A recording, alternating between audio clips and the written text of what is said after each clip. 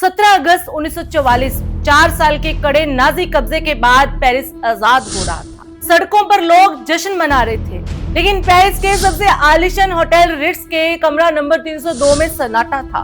अचानक दरवाजा खटखटाया जाता है। अंदर बैठी 61 साल की एक औरत सिगरेट का धुआं उड़ाते हुए पीछे मुड़ती है। बाहर फ्रेंच रेजिस्टेंस के हथियारबंद सिपाही खड़े थे। उसे गिरफ्तार कर लिया जाता है। आरोप देशद्रोह और नाजियों के लिए जासूसी करना। वो औरत कोई मामूली इंसान नहीं थी, वो थी कोको शनेल। वो नाम जिसने दुनिया को शनेल नंबर 5 दिया, वो नाम जिसने महिलाओं को टाइट कॉस्ट्यूम से आजाद करके मॉडर्न कपड़े दिए। लेकिन इस चमक दमक के पीछे एक ऐसा काला किस्सा भी छुपा था, जिसे छिपाने के लिए ब्रिटेन के प्रधानमंत्री तक को दखल देना पड़ा। आज हम कोको शनेल की जिंदगी के उसी डार्क और अनसुने किस्से का पूरा सच परत दर परत खोलेंगे।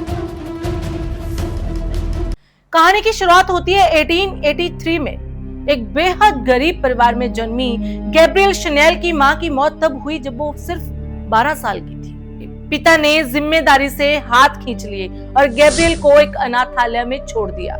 लेकिन अनाथालय की काली दीवारों के बीच नन ने उन्हें एक चीज सिखाई, सुई और धागा। 18 साल की उम्र में उन्होंने बाहर निकलकर रातों को कैफे में गाना गाना शुरू किया। वो 2 ही गाने गाती थी, जिनमें से एक था Disparu dans la foule, quel numéro? Qui a vu Coco? और यहीं से उसका नाम पड़ा कोको। उसी दौर में अमीर औरतें भारी भरकम गाउन्स और सांस घोटने वाले कॉस्ट्यूम पहनती थी। कोको ने इस ढोंग को तोड़ा। उन्होंने पुरुषों के फैब्रिक से महिलाओं के लिए आरामदायक पैंट्स, ब्लेजर्स और 1926 में ऐतिहासिक लिटिल ब्लैक ड्रेस बनवाई। देखते ही देखते पेरिस की हर अमीर औरत शनेल की दीवानी हो गई। लेकिन क्या आप जानते हैं, दुनिया का सबसे बड़ा परफ्यूम शनेल नंबर 5 सिर्फ खुशबू का नहीं बल्कि धोखे और लालच का प्रतीक था। 1924 में शनेल ने इस परफ्यूम को बड़े पैमाने पर बेचने के लिए एक यहूदी बिजनेसमैन पियरे वर्थाइमर से हाथ मिलाया। डील ये तय हुई कि वर्थाइमर को 70% मुनाफा मिलेगा और कोको शनेल को सिर्फ 10%। जैसे जैसे परफ्यूम से करोड़ों रुपए आने लगे, कोको का खून खौलने लगा। उन्हें लगा कि उनके नाम पर कोई और अमीर बन रहा है। और फिर 1940 में आया वर्ल्ड वॉर 2। हिटलर ने पेरिस पर कब्जा कर लिया। नाजियों ने एक नया कानून बनाया, यहूदियों की सारी संपत्ति छीन ली जाएगी।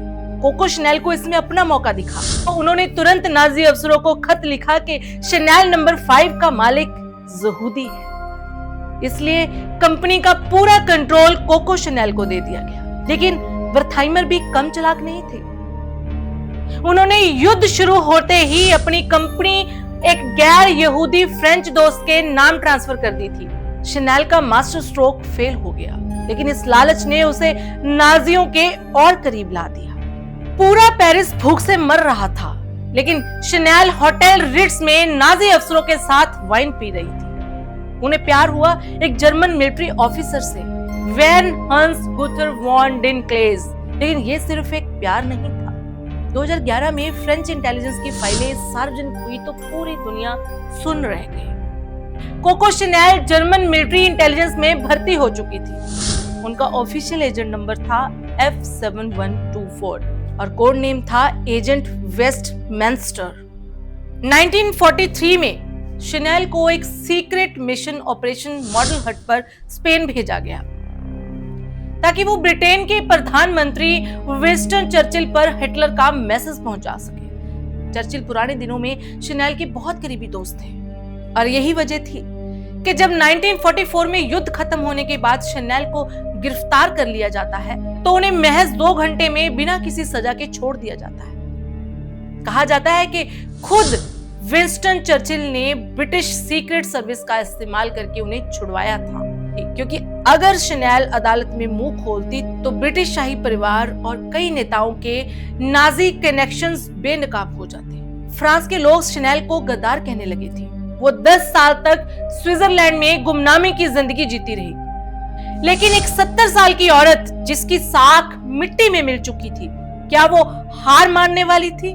1954 में जब पेरिस के फैशन पर क्रिश्चियन डियोर का राज था, जो औरतों को फिर से भारी गाउन्स में बांध रहे थे, तो शनेल ने कहा कि डियोर महिलाओं को सजाते नहीं बल्कि उन्हें फर्नीचर की तरह पैक करते हैं। 70 साल की उम्र में शनेल पेरिस लौटी।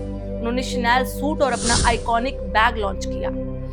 इस बैग के अंदर एक सीक्रेट जिप पॉकेट थी जो शनेल ने अपने लव लेटर्स छुपाने के लिए बनाई थी। अमेरिका और ब्रिटेन ने इस नए कलेक्शन को सिरांखों पर लिया। शनेल फिर से फैशन की गद्दी पर बैठ गई। 10 जनवरी 1971 87 साल की उम्र में इसी होटल रिट्स के कमरे में कोको शनेल ने अकेले दम तोड़ा।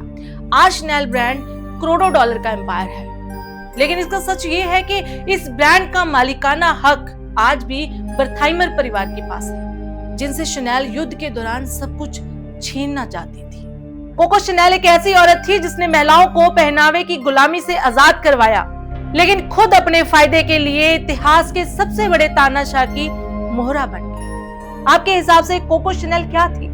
एक महान क्रांतिकारी या अवसरवादी? अपनी राय कमेंट्स में जरूर बताइए। अगर ये वीडियो पसंद आया शेयर करें और चैनल को सब्सक्राइब करें।